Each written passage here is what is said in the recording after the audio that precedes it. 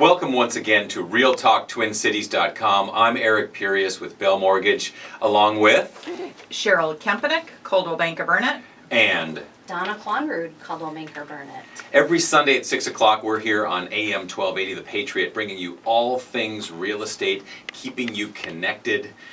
Today we have an action-packed show. We've got market updates, a special guest, Jeff Blixit. Is that right? Blixt. Blixt. All right, Jeff Blixt. You screw it up every time, Eric. I know, but then we get to spend time on people's names. They feel good. Jeff Blixt. He does it on purpose. A home inspector from Inspect a Home. He's the president. He is the president. 30 plus years inspecting homes in the Twin Cities, over 100,000 homes. So a lot of valuable information for you coming from Jeff. We're also going to talk about legalization of marijuana. Which actually has numerous real estate implications well beyond a crooked roof tile or long lunch breaks. A brand new... What? Let's just keep it real. We were thinking about how it impacted real estate sales. Oh, right. Okay. Well, not the workers. Oh. Not the workers smoking dope on their lunch break. Okay.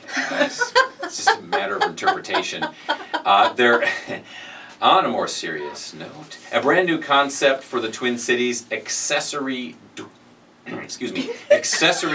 hey, where's that cough button?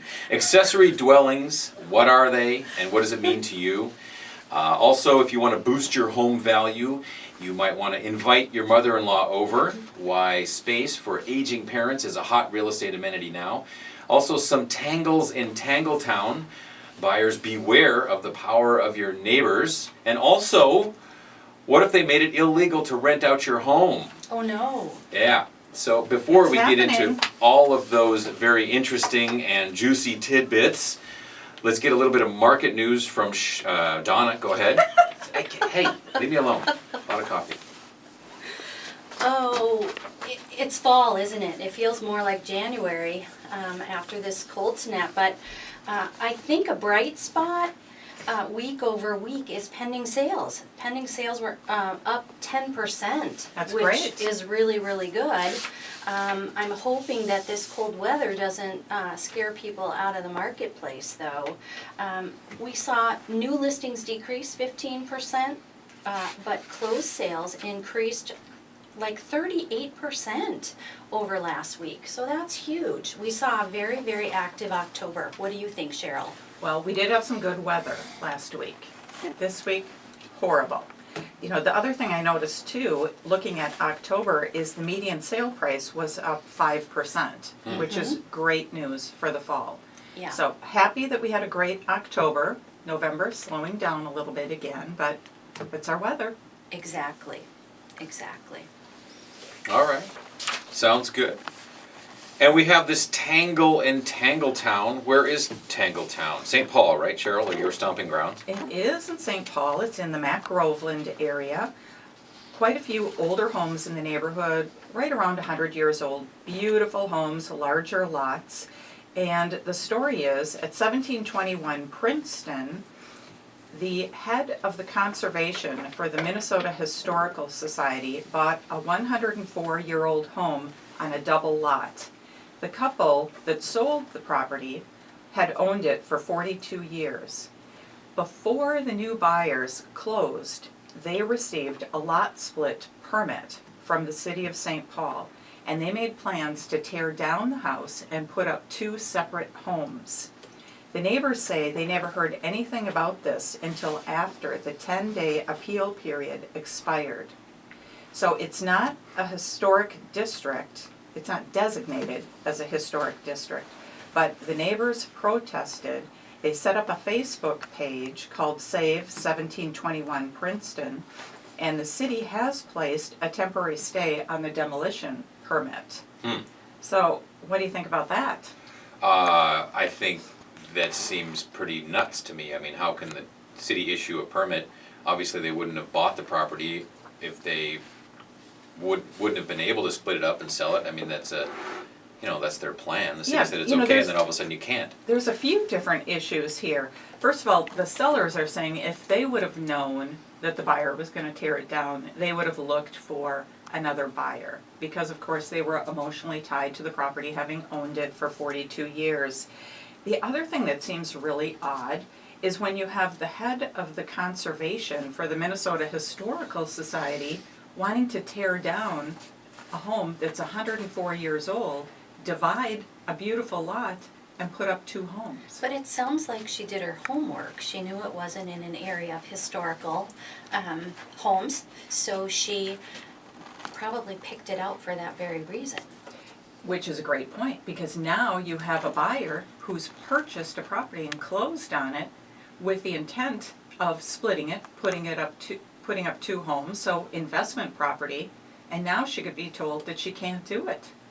So there's been a stay put on the permitting process by the city, and I'm sure pending hearings, and Yeah, so Wow. the story's not over. We'll have to follow So- it and see where it goes. so for our buyers who might be contemplating something like this, what's the moral of the story? I mean, you talk to the city, they say it's okay, or talk to the neighbors too, or You know, it seems like this process was a little suspicious because the neighbors say they were never notified.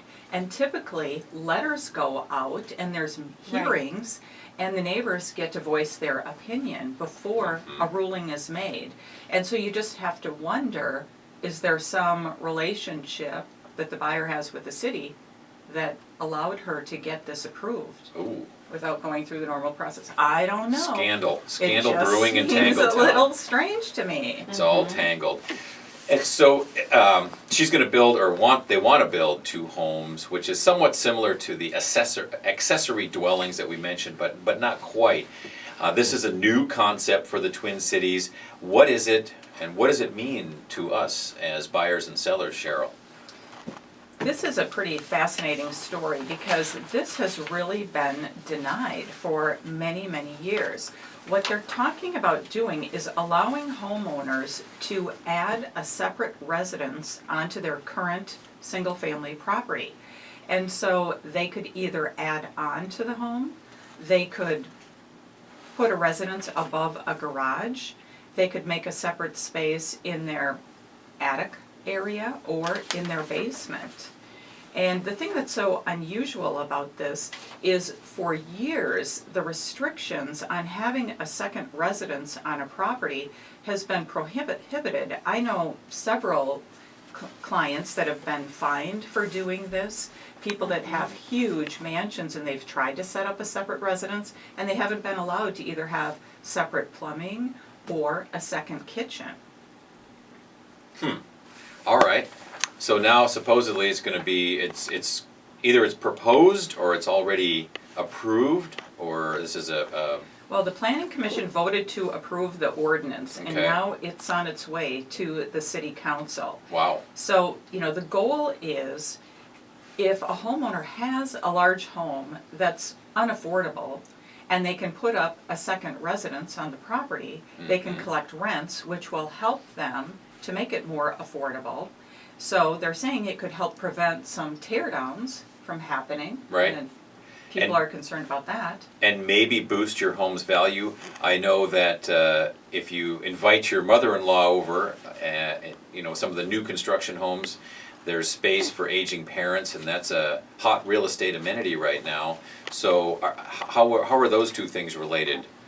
Well, they really are related because you have so many seniors now that really can't afford to stay in their home. They don't want to go to assisted living.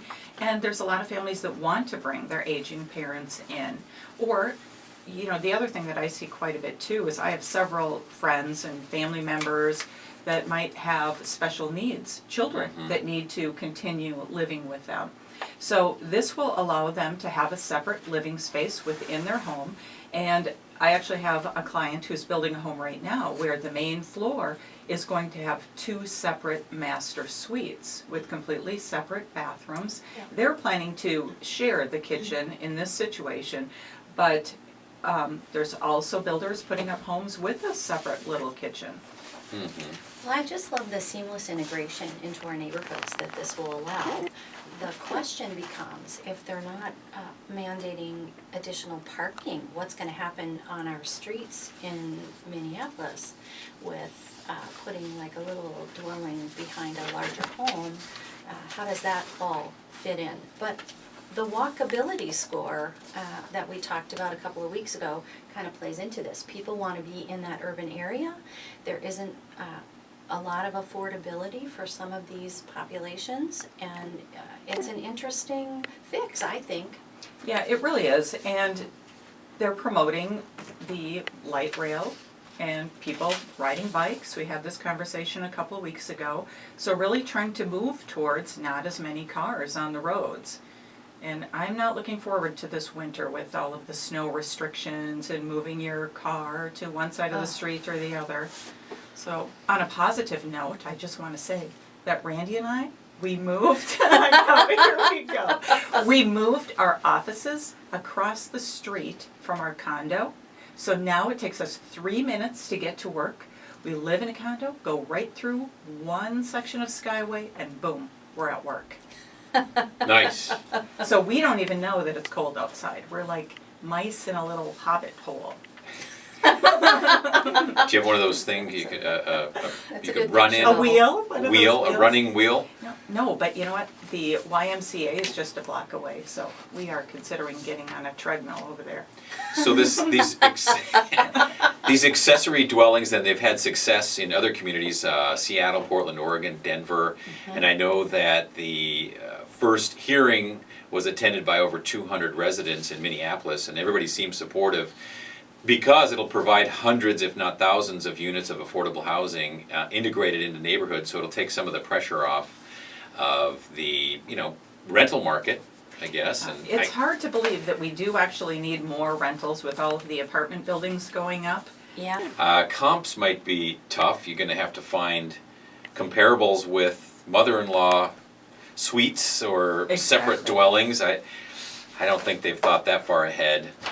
All right, well, we're going to come back soon with the continuation of our action-packed tidbits, including legalization of marijuana and what that means. There are some implications there for real estate and the potential that it could be made illegal to rent out your house. For all things real estate, you can always get a hold of us at realtalktwincities.com. I'm Eric Pirius. The Bell Mortgage will be right back on AM 1280, The Patriot.